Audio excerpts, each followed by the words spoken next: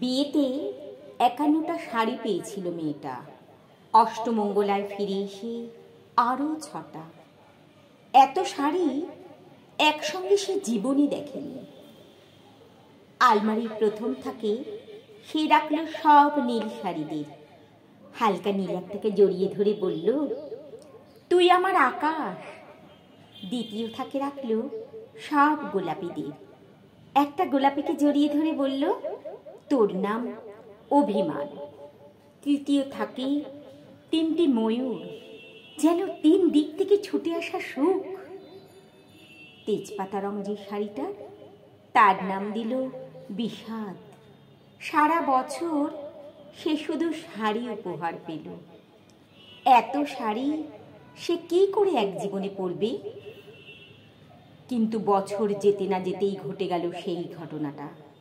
সন্ধ্যের মুখে মেয়েটি বেরিয়েছিল স্বামীর সঙ্গে চাইনিজ খেতে। কাপড়ে মুখ বাঁধা ৩টে ছেলে এসে দাঁড়ালো।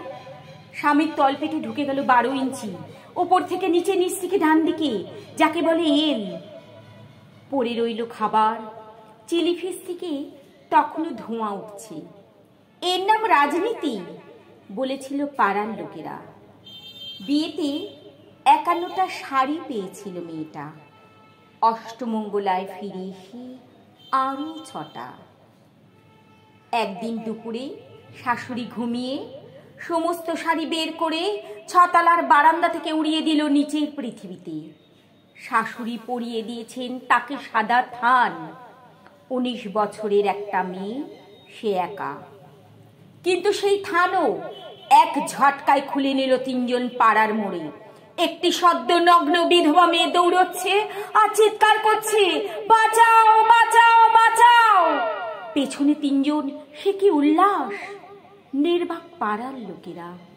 বিয়েতে ৫১টা শাড়ি পেয়েছিল মেয়েটা। অষ্টমঙ্গলায় ফিরে এসে আরও ৬টা।